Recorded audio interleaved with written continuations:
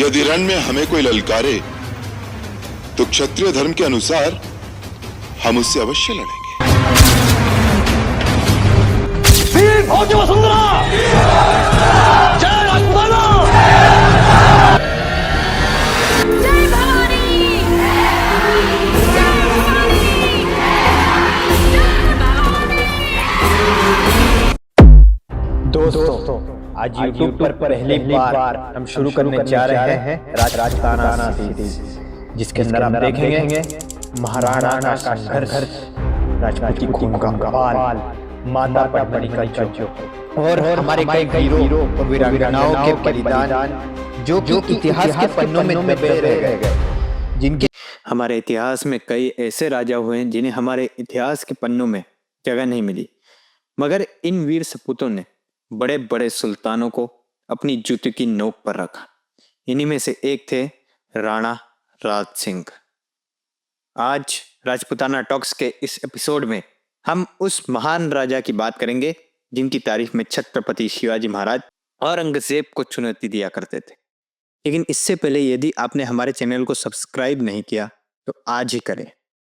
तो आदित्य राज जी, बिना किसी देर के शुरू कीजिए महाराणा प्रताप के दूसरे अवतार महाराणा राज सिंह की कहानी।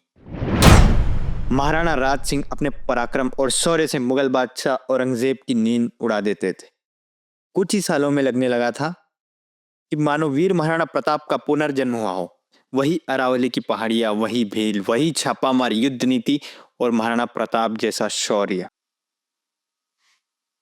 महाराणा प्रताप के परपौत्र राणा राज सिंह की गौरव गाथा। यह बात है 24 सितंबर 1629 की, जब महाराणा जगत सिंह के घर पर एक पुत्र ने जन्म लिया। नाम रखा गया कुंवर राज सिंह।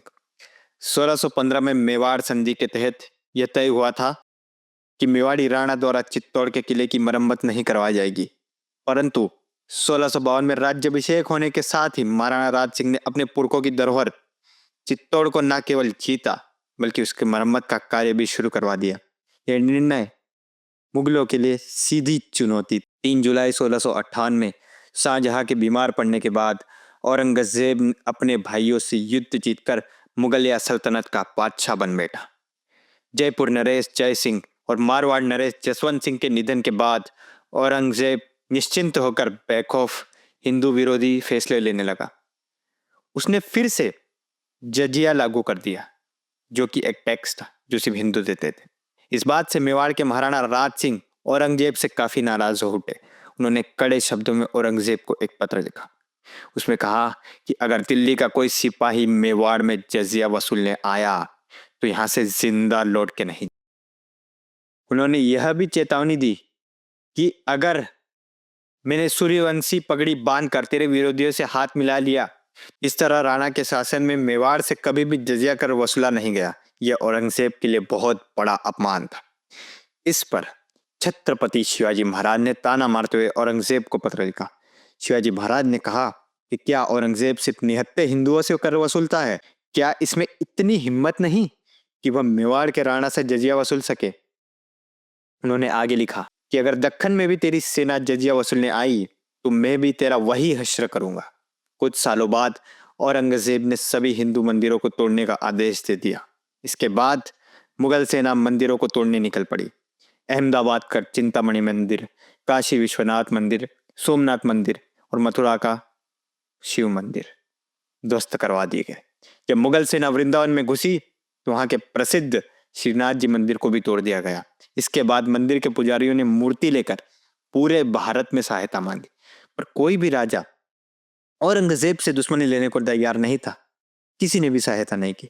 अंत में वे मारवाड़ पहुंचे, जहां उन्हें भजन कीर्तन के लिए एक महल दे दिया गया। जब औरंगजेब को इस घटना की जानकारी मिली तो उसने फरमान जारी किया। उसने कहा कि अगर किसी राजा ने इन मूर्तियों को शरण दी तो उस पर चढ़ाई कर उसका राज्य खालसा घोषित कर दिया जाएगा। इसके बाद मारवाड़ के राजाओं ने पुजारियों को कहीं और जाने का निवेदन किया। जब राणा राज सिंह को इस घटना का ज्ञात हुआ तो उन मूर्तियों को लेने स्वयं चल पड़े। उन्होंने उन्हें मेवाड़ में शरण दी। राणा ने कहा, जब तक 1 लाख राजपूतों का सिर धड़ से अलग न हो जाए तब तक औरंगजेब की सेना इस मंदिर को हाथ भी नहीं लगा सकती। मंदिर को सिहाड़ गांव में स्थापित करवाया गया और इसे नाथ द्वारा के नाम से प्रसिद्ध किया गया। ये मंदिर आज भी वहां मौजूद है। गोसाइयों ने राणा को बताया कि औरंगजेब ने 80 प्रसिद्ध मंदिर तोड़वा दिए हैं।